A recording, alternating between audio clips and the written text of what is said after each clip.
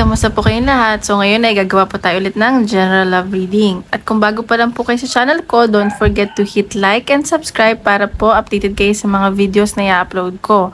At paalala lang po, hindi po lahat ay makaka-resonate. So take what resonate and leave what doesn't. At sa mga gusto magpa-private reading, message lang ako sa Facebook, nasa description box below, okay? So, tingnan natin kanino energy kayo makukuha natin ngayon. And guys, kung may mga maririnig kayo na ingay, pasensya na lang kasi nasa kabilang room po ako. Tingnan natin kaninong reading kaya ang makukuha natin ngayon. Love reading.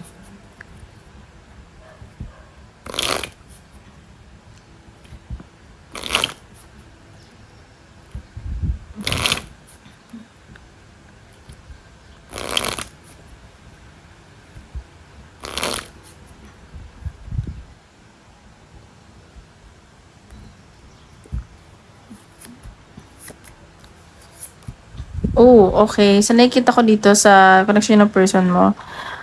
Siguro may unexpected travel sa inyo or money.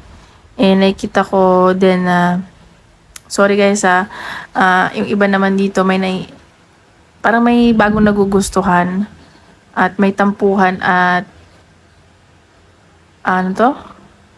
pag-aaway ako nakikita. Nakikita ko na siguro ex na to. Ayan. So, may mga na-involved din sa, tawag dito sa, parang merong other affair, ganyan. So, ayan. So, iba naman may natitrigger na magkaroon ng affair. Dahil parang bago yung nagugustuhan. Tignan natin. Sinampan natin.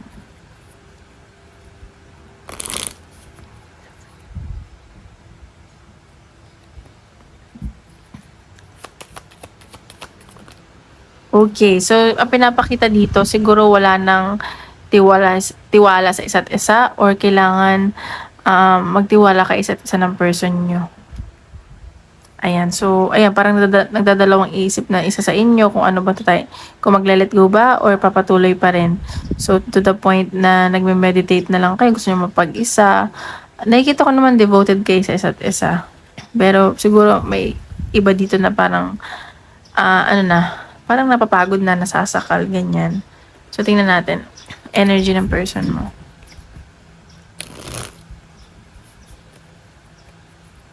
Energy ng person mo.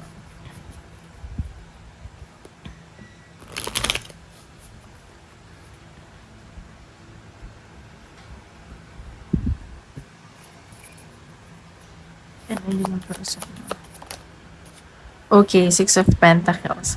So, ang pinapakita dito, yung person mo, parang nagbibigayan naman daw kayo. Parang masyadong generous isa sa inyo, ganun. Masyadong mapagbigay. Ace of Wands. So, may nakikita akong pag-travel. Pag-travel sa person mo, pupuntahan ka ba niya or mag-abroad ba siya? Kasi parang, ayun nga, unexpected travel to.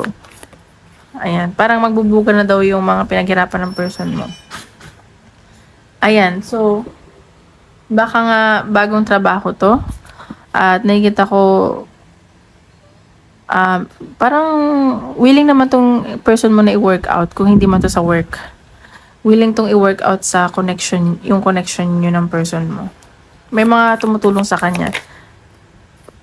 Ayan, so may nangyaring unexpected changes sa buhay ng person mo or sa connection nyo. At this is for your betterment naman daw. Oops, isa lang po. Dami. May nakikita din ako ng communication na paparating from your person. O, ayan. So, namimiss ka ng person mo. Baka mag-offer to sa'yo. May i-offer to sa'yo. Nakikita ko na marami siyang isusuyo. I mean, parang marami siyang ibibigay sa'yo para suyuin. Pero, bibigay ka din. Ganun. See, Two of Wands. So, may pag-travel talaga yung person mo. May, pag-travel abroad or pupuntahan ka niya. May inaantay itong person mo eh. Tinan pa natin. Ayan, so baka nga alis yung person mo or kasi may opportunity siyang nakikita na napaparating sa kanya. Page of Wands. Ayan, no, meron talaga. At bago pa lang to. At nakikita ko na passionate dito yung person mo. Ayan. So, pero may conflict lang. Siguro may pagtatalo na nangyari. Ayan. May pagtatalo na nangyari. Dahil dito sa travel na to. Ganyan. Tingnan pa natin. Ayan, so nagiging patient lang tong person mo. Para may mga binabalansa siya. Pero may celebration ako nakikita. Ayan, no, may travel talaga yung person mo. And hindi na to nakakatulog. Sobrang stress na to. Ganyan. Siguro may mga inaasikaso pa siya. So, tingnan natin. Energy mo naman. Energy mo.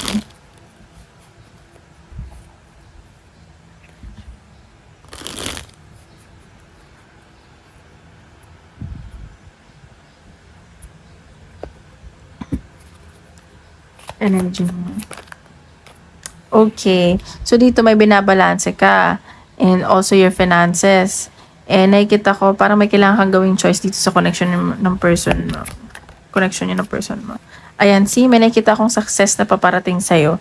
At hindi mo pa to alam, hindi mo pa na to nakikita kasi parang biglaan lang to, magugulat ka lang, ganyan. So, see, magiging maayos yung kaperahan mo at mag-focus ka din naman sa iyong kaperahan. At sa finances mo at sa career mo. Ganun yun ang sa sense ko. Ayan, so pero sa ngayon gusto mo na mapag-isa, ayaw mo nang kausap yung person mo, parang may nagninilay-nilay ka ba? Ganyan. 7 of Pentacles. So, ayan.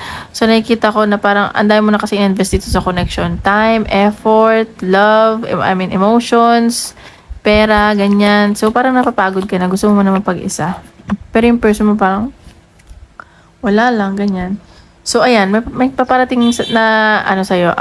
Contentment. Magiging masaya ka dito. Tingnan pa natin. Latag natin lahat. Para maano. Ayan. So, the High Priestess. So, siguro, gagamitin mo yung instinct mo. May mga bago kang gagawin. At ito yung makakapagpasaya sa'yo. Parang ilalabas mo yung mga hidden talents mo. Magiging creative ka dito. Ayan. Tingnan pa natin. Knight of Swords. So, ayan. Magiging matalino ka na this time dito sa connection nyo ng person mo. Tingnan pa natin. Isa lang po. Page of Cups. So, ayun nga, diba sabi ko, parang maging creative ka. So, may gagawin ka na lang ditong bago. Parang hindi mo muna to iisipin na person mo. Though mahal na mahal mo siya, pero ayaw mo na siyang pagtuunan ng pansin. Ganyan na sa sense ko. So, 10 of Wands. So, kasi parang anday mo ng responsibility, nahihirapan ka na. Ayan. So, nagiging matalino ka na nga. Ayan o, puro air signs ang nakikita ko dito. And, ayan. Meron din water signs, ganyan. So, tingnan pa natin. Ano yung papakita? Yung person mo may pag-travel at parang umiiwas. Ikaw naman, gusto mo mag-focus sa kaperahan mo. Tingnan pa natin.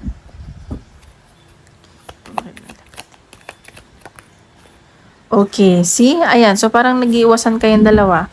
Pero baka may matanggap ka na call. At baka mag-usap din kayo. Kasi sabi ko, may nakita akong communication. Ayan, oh. So, kahit naman pala meron kayong hindi pagkakaunawaan, pag-iiwas, or pag-aaway. Ayan, may good time pa rin. Ayan, so passionate kasi talaga kayo sa isa't isa ng person mo. Parang alam mo yun, magnetic attraction. So, isa lang sa inyo kasi may mga insecurities, ang baba ng self-esteem, so parang ayaw na ng second chance. Pero nakikita ko naman may mga possibilities na maging maayos to. At nakikita ko kasi karmic kayo, so medyo toxic yung relationship nyo. So, tingnan pa natin. Let's see.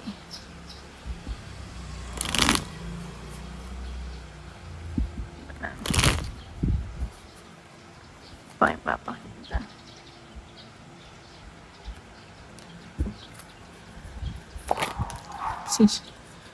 Okay, merit making. So, nakikita ko dito, siguro isa sa inyo na person mo nagdadasal, parang nagpapakabait na lang, ganyan.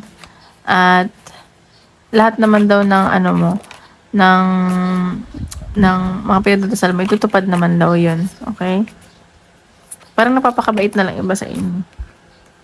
Ayan, daydream. So, baka may mga iniisip ka dito, baka gusto, yun nga, may pag-travel, baka gusto mo puntahan yung person mo, or ito yung person mo na na nag-iisip na mag-travel. Parang, alam mo yun, optimistic pa rin sa gusto mangyari in the future. Kakasabi ko lang travel. So, baka magkalayo kayo or magta-travel yung person mo or ikaw. Basta sobrang unexpected to. And passionate kayo sa travel na to. So, kumalma ka lang daw. Pero parang bubulag-bulagan ka, magiging awkward ka daw. Pero magiging maayos naman daw yung lahat. Magiging okay naman. Ayan, so baka may mga anak kayo or baka magkaroon kayo ng anak pag nagkita kayo. Ayan, so tingnan pa natin. Advice.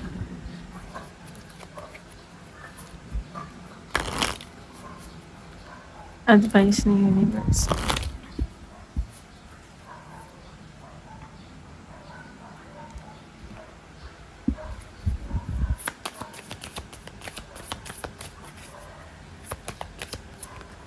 Okay.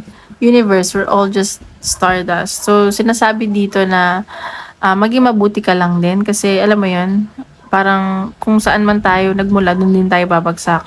So, alam mo yun, just be kind and trust the universe. Kung para sa'yo ay para sa'yo. Kung hindi naman, hindi. Pwede ka rin mag-wish, malay mo manifest. Pero kung para sa'yo, para sa'yo. Don't be afraid to sing. So, sinasabi dito na huwag ka daw matakot na mag-voice out sa mga nararamdaman mo. Pero, alam mo yun, there's also a limitations. Ayan, release your guilt. So, kung naging guilty ka man kayo, i-release mo na yan. So, ayan. So, tingnan pa natin sa career. Guys, kung hindi pa kayo nagla-like and subscribe, please don't forget to hit like and subscribe, okay? At kung gusto nyo pa private reading, message nyo lang ako sa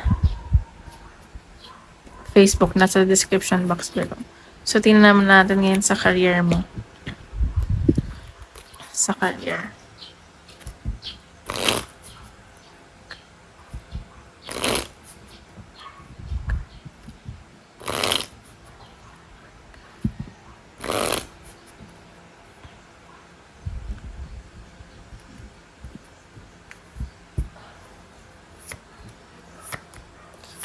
Okay, sa nakikita ko dito, may iba dito para nagkakasakit na, pero alam mo yun, okay naman, hindi naman yung sakit na sakit, pero alam mo yun, parang siguro ubot sipon, papagod na sa trabaho, pero nakikita ko na strong ka pa din, at nakikita ko na ayos naman yung kaperahan mo.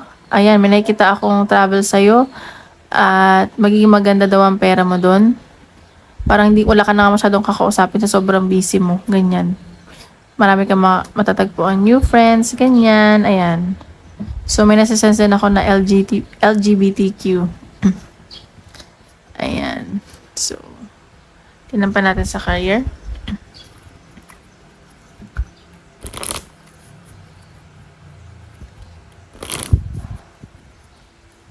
Sa career.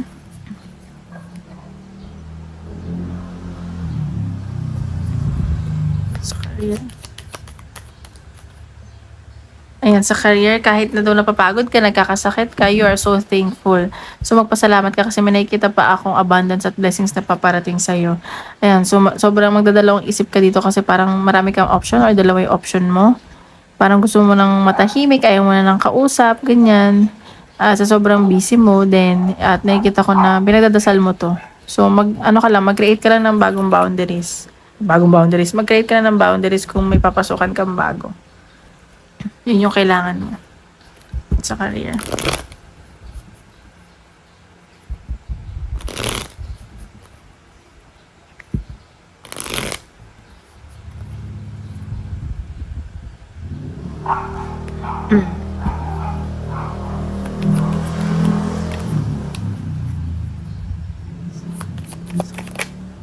Okay, sa career. So, ayan, sa career mo magiging busy ka nga. Marami kang katulong, like, marami kayong, teamwork, ganyan. Marami kayong gagawin, at may mga, katuwang, ganyan. The Hermit. Pero sa sobrang pagod mo, parang after ng work, gusto mo lang mag-isa, ganyan. Yan ba natin sa career? Ayan, so siguro, may namimiss ka dito sa trabaho mo. Anak or pet, ganyan. Pag ginagawa mo itong trabaho na ito, nagpapakasipag ka para sa pamilya mo. At may nakikita din akong celebration. Ayan, so may pag-travel din. Siguro bago to. Ganyan, parang ano to, parang biglang pagbabago to sa life mo. Ayan, nag-aantay ka lang naman. So, pero maganda naman nakikita ko. So, tingnan pa natin. Or baka pag alis mo, may mamimiss ka sa sobrang busy mo. Ganyan, mamimiss mo yung family mo. Ay, ano ba? Ba't ito ba Sorry, mali.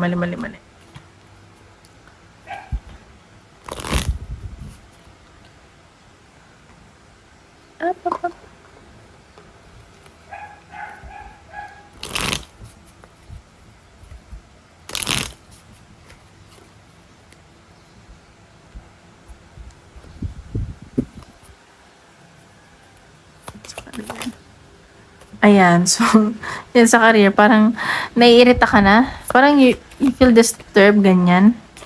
Ayan, siguro dahil sa person mo, or na ano ka na, napuro ka na ng trabaho, hindi mo pa nakikita yung taong para sa'yo. Ayan, parang nagdi-daydream ka na dito. May inaantay ka talagang pag-travel.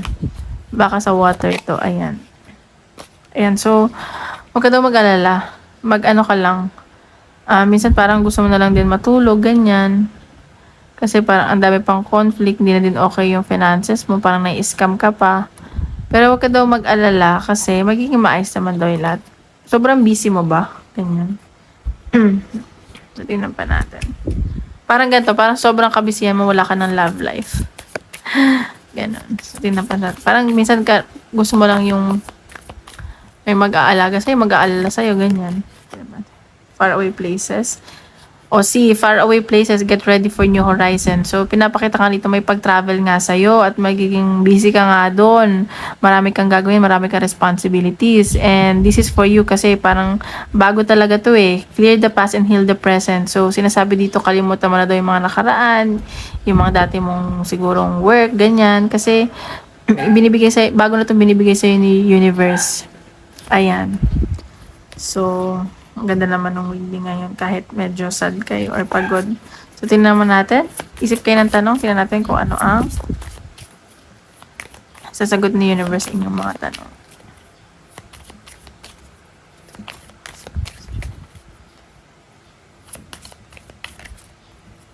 Ayan natin siya po.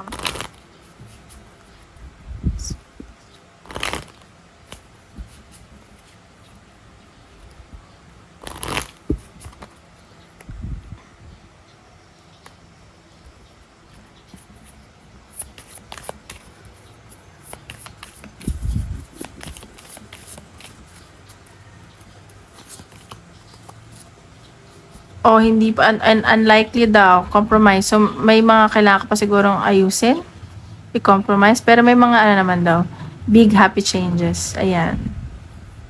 So, ayun. Tingnan pa natin. Ayan. So, ayan guys. Tomorrow ulit. Maraming salamat po.